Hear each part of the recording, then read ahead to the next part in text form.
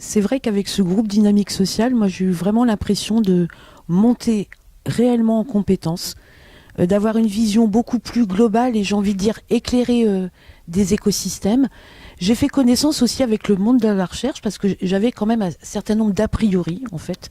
J'avais l'impression que c'était voilà des savants enfermés dans des bulles et qui étaient complètement inaccessibles. Et finalement, en rencontrant Valentin et d'autres, je me suis rendu compte qu'il y avait véritablement des passerelles en fait à construire et qu'on avait tout intérêt à co-construire ensemble.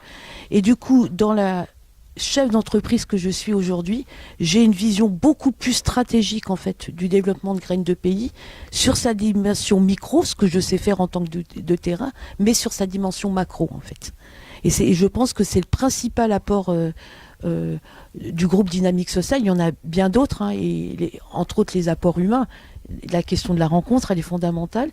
Mais en tant que chef d'entreprise, je mesure à quel point aujourd'hui je comprends mieux et j'arrive davantage en fait, à optimiser mon travail de terrain. En fait.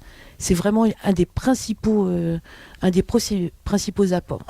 Enfin, c'est ce que je ressens vraiment profondément aujourd'hui.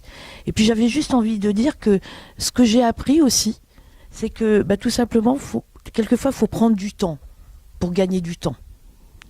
Mais ça ne veut pas dire non plus perdre son temps. Parce que quelquefois, on est quand même dans des dispositifs qui sont très lourds et on se dit, mais on pourrait quand même aller beaucoup plus vite hein, dans l'action. Ce que j'ai appris aussi, c'est qu'il y avait nécessité de changer d'échelle.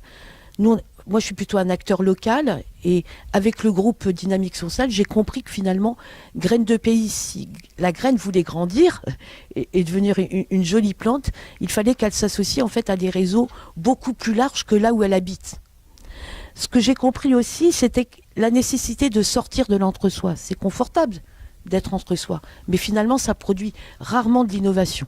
Et puis le deuxième point qui me paraît important, alors peut-être parce que j'ai grandi dans une cour d'école avec un père qui était instituteur dans un petit village et que du coup j'ai baigné en fait dans un bain pédagogique, c'est que pour tout ça, il faut vraiment faire preuve de pédagogie.